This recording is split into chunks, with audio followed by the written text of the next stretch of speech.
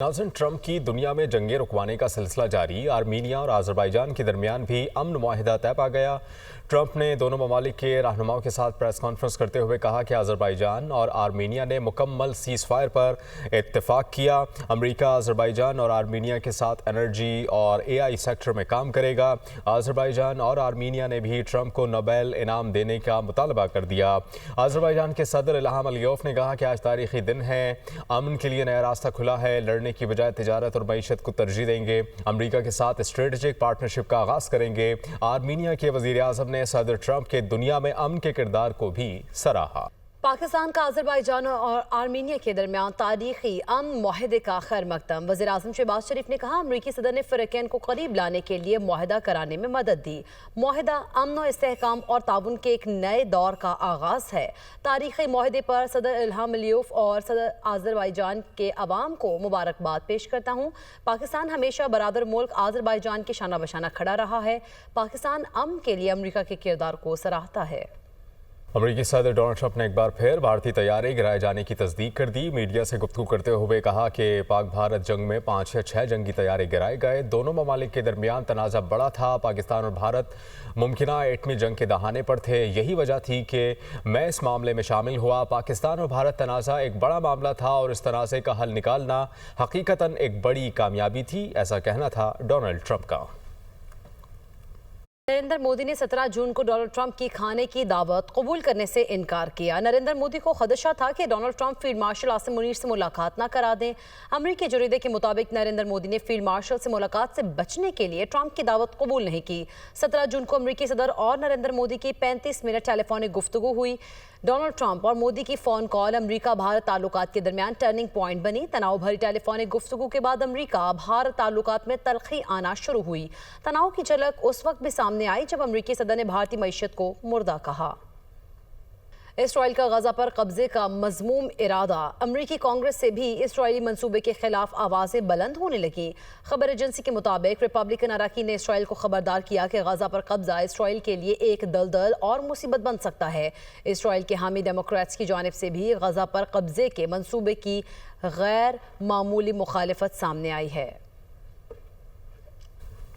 Israel के गजा पर मुकम्मल कब्जे के घिनौने मंसूबे को नाकाम करने का मिशन सऊदी अरब आलमी सतह पर मुतहरक हो गया। खबर एजेंसी के मुताबिक सऊदी वज़ीर ख़ारजा शहज़ादा फैसल बिन फरहान ने तुर्किया, मिस्र, फ्रांस, जर्मनी और यूरोपीय यूनियन के आला हुकाम से हंगामी टेलीफोनिक राबते किए हैं। सऊदी वज़ारत ख़ारजा ने बताया कि शहज़ादा फैसल ने टेलीफोनिक राबतों में इसराइली मंसूबे की मुखालिफत की। गजा में इसराइली फ़ौजी कार्रवाइयों के फ़ौरी खात्मे का मुतालबा भी किया। उन्होंने गजा में इंसानी बहरान से बचने के लिए आलमी सतह पर मरबूत कोशिशों पर जोर दिया। सऊदी वज़ीर ख़ारजा ने यह कहा कि इसराइली जारहत बैनुल-अक़वामी क़वानीन की खुली खिलाफ वर्जी और जंगी जराइम के मुतरादिफ है। इसराइल ने गजा पर मुकम्मल कब्जे के घिनौने मंसूबे को नाकाम करने का मिशन सऊदी अरब आलमी सतह पर मुतहरक हो गया। खबर एजेंसी के मुताबिक सऊदी वज़ीर ख़ारजा शहज़ादा फैसल बिन फरहान ने तुर्किया, मिस्र, फ्रांस, जर्मनी और यूरोपीय यूनियन के आला हुकाम से हंगामी टेलीफोनिक राबते किए हैं। सऊदी वज़ारत ख़ारजा ने बताया है कि शहज़ादा फैसल ने टेलीफोनिक राबतों में इसराइली मंसूबे की मुखालफत की। गजा में इसराइली फ़ौजी कार्रवाइयों के फ़ौरी खात्मे का भी मुतालबा किया। उन्होंने गजा में इंसानी बहरान से बचने के लिए आलमी सतह पर मरबूत कोशिशों पर जोर दिया। सऊदी वज़ीर ख़ारजा ने कहा कि इसराइली जारहत बैनुल-अक़वामी क़वानीन की खुली खिलाफ वर्जी और जंगी जराइम के मुतरादिफ। हुकूमत का नई इंडस्ट्रियल पॉलिसी में मैन्युफैक्चरिंग सेक्टर के लिए सुपर टैक्स रेट में कमी का फैसला। 4 बरसों में मैन्युफैक्चरिंग सेक्टर के लिए सुपर टैक्स की शरह कम होकर 5% मुकर्रर की जाएगी। इंडस्ट्रियल पॉलिसी मुसवदे के मुताबिक प्राइमरी बैलेंस सरप्लस होने पर 5वें साल सुपर टैक्स खत्म कर दिया जाएगा। इसी पर बात करेंगे। मुदस्सिर अली राना हमारे साथ मौजूद है। जी मुदस्सिर, अहम फैसले बारे आगाह कीजिएगा।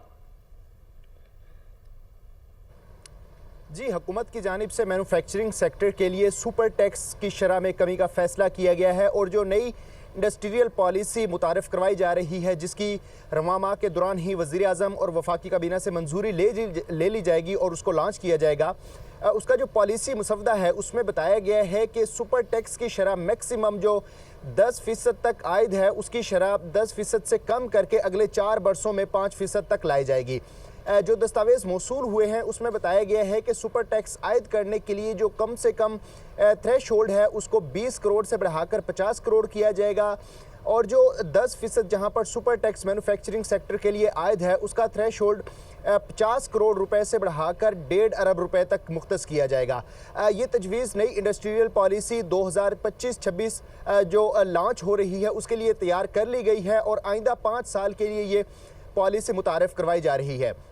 جو پالیسی مسودہ موصول ہوا ہے اس میں یہ بھی بتایا گیا ہے کہ جو بیمار یونٹس ہیں مینوفیکچرنگ سیکٹر کے، وہ ٹیکسٹائل ہیں، تمام تر جتنے بھی مینوفیکچرنگ سیکٹر ہیں ان سب کے لیے ایک پیکج بھی وزیر اعظم کی ہدایت پر تیار کیا گیا ہے جس میں نئے لونز فراہم کیے جائیں گے اور جو بینک کرپسی کا فریم ورک ہے اس میں بھی تبدیلیاں کی جا رہی ہیں۔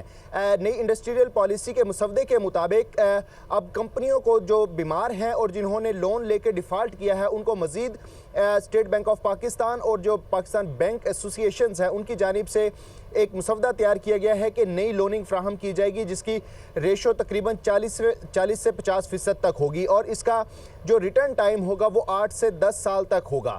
جو دستاویز موصول ہوئے ہیں اس میں یہ بھی بتایا گیا ہے کہ نئی انڈسٹریل پالیسی میں اس کے علاوہ بھی جو دیگر مراعات ہیں اس کی اناؤنسمنٹ کی جائے گی، لیکن جو ٹیکس چھوٹ ہے وہ نہیں دی جا سکے گی کیونکہ IMF کی جانب سے جو مینوفیکچرنگ سیکٹر ہے اس کے لیے ٹیکس چھوٹ دینے کی اجازت نہیں ملی ہے۔